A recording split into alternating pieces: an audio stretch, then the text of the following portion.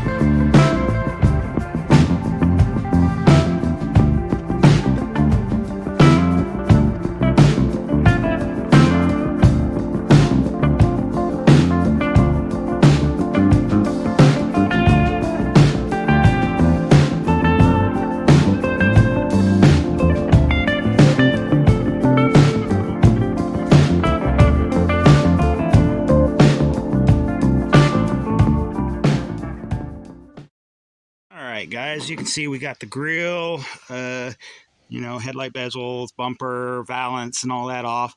Reason I really didn't talk too much is it's pretty straightforward. One thing I do want you to note, though, is note where any shims go. Like, take a picture, write a note, whatever works for you. And if you're new to this, try to remember what position the bolts came out of. Now, I've done a million of these, so I can throw them in a bucket, shake them up 5 ways to Sunday, and I'll tell you exactly where the bolt is. So, yeah. And then there's another thing. I don't know if y'all can see this. These little bolts down here, you got to be really, really careful, especially on the battery tray side, because they are a clip and they can rust off and break. And, well, that just creates a big-time time burglar for you. So be really careful when you're taking these off. Now, I've taken these off before, so I kind of knew, but even then, I'm careful with those lower bolts that are down there. So next thing, we've got two bolts there, and I'm going to loosen off the rear fender bolts that I can get to make sure the fender gets a little extra swing when I do pull the core support out. Now, people say, no, it may not be that easy, but it's really not that bad once you get the bolts, and you can also see it's got spacers in there. Once you get those mounts and spacers out, it's really not that bad to pull it out. So you got a little more room. And then we've got the wiring, which got cobwebs all over, but you can kind of see it goes down to that side. We'll pull it off, and it'll lay over there. It'll lay over there by the computer, the old computer, Spark computer. I no longer run that, but it's just there, as a backup. And then once that's over, we can start getting to everything in the engine bay that we need to get out, like the power steering pump. I've already pulled the AC compressor. It can set off to the side. Motor mount bolts, exhaust. Luckily, I've done this before, so it shouldn't be too bad. Probably won't film a lot of the underside stuff because it's really just stuff, and I can't get a good camera angle on it. So, but anyway, let's finish pulling this core support out and let's have a look.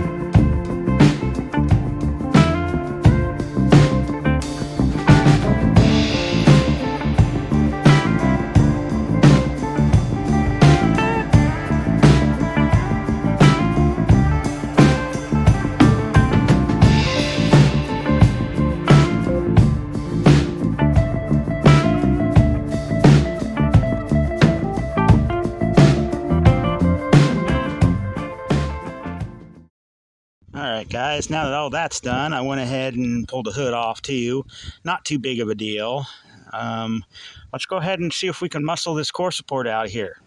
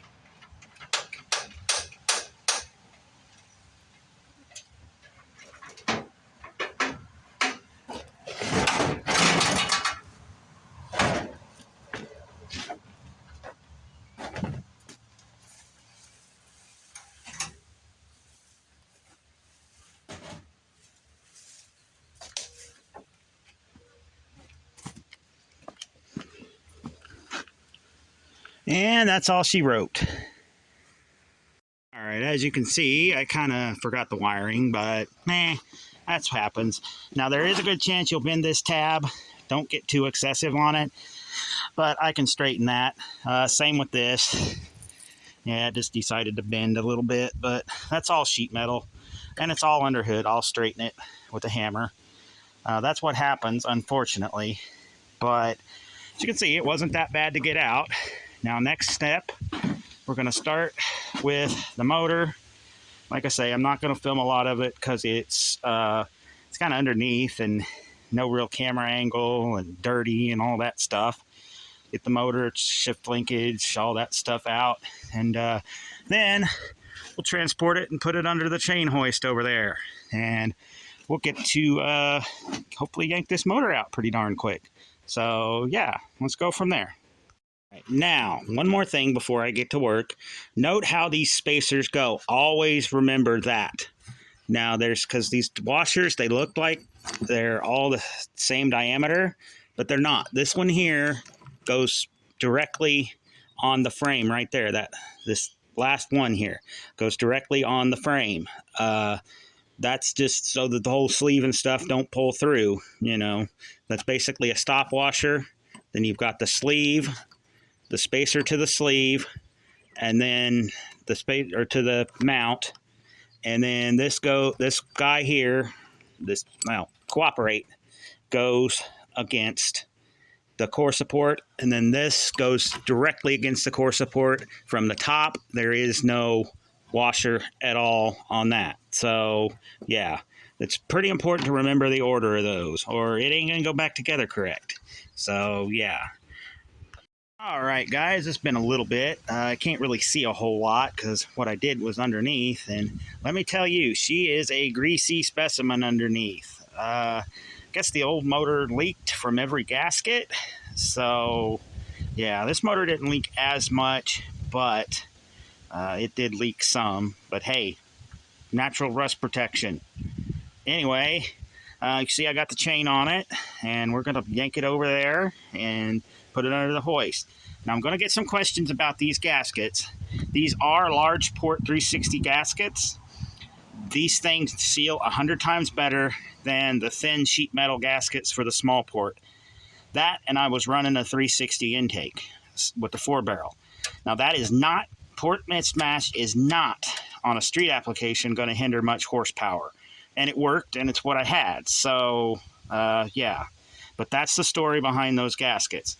And you can see, that one you really can't see, but I put the Right Stuff RTV on the China rails, so that helped seal it. But it blew out when the PCV blew, so yeah. But I'll make sure I do the other motor this good, but do the other motor correctly. But anyway, we're going to yank this thing over there, and we are going to get this motor and tranny yanked out.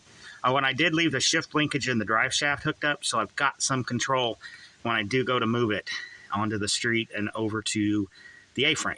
So let's get started.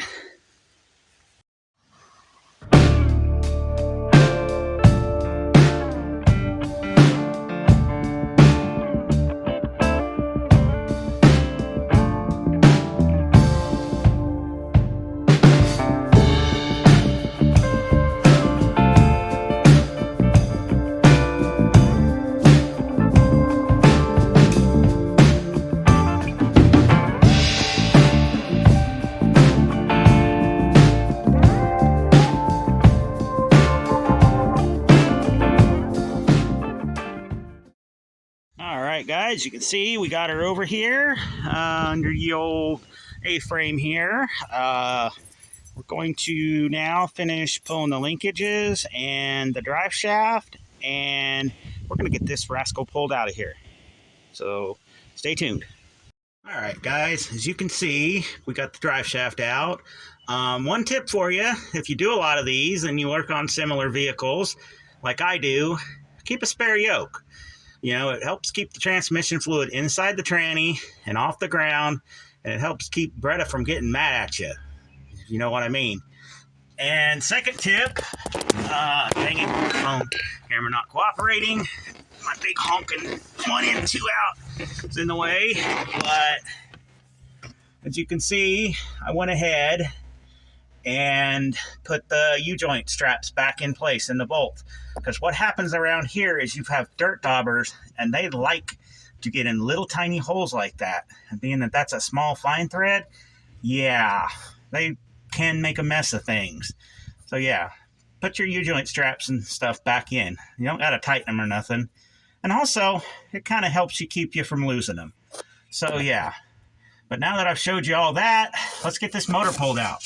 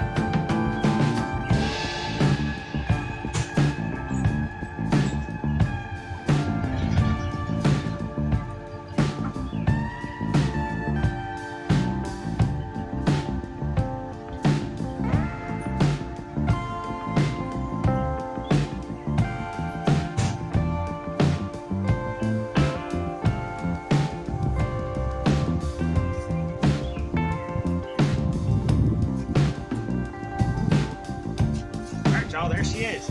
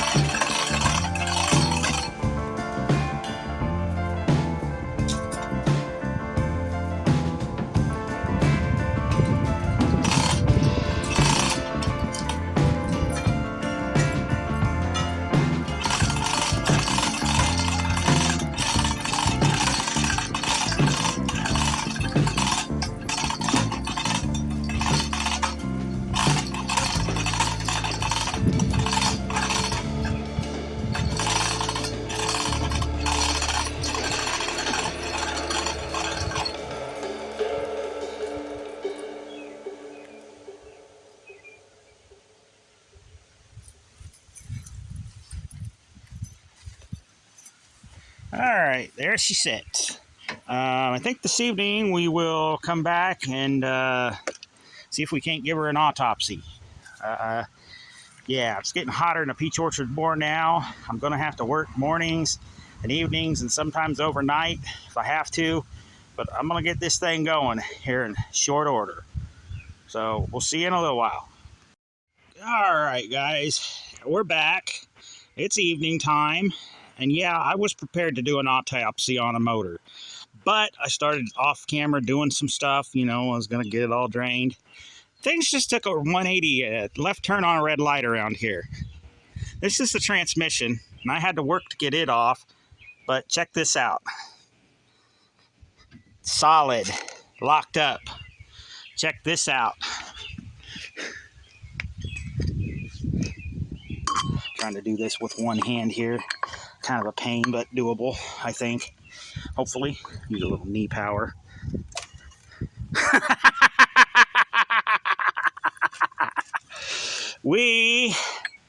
I've got a good little small block here. The tranny locked up. I thought it was the tranny, but then the way it just locked up, I thought it might be a rod. So, yeah. Now, what made me start suspecting the tranny was because it wouldn't pull apart. I had to split it and get a wrench in there to get the flex plate out. So I would have had to split it apart anyway, pull it out. But what got me thinking was how greasy this transmission is. This transmission has never leaked a drop of oil.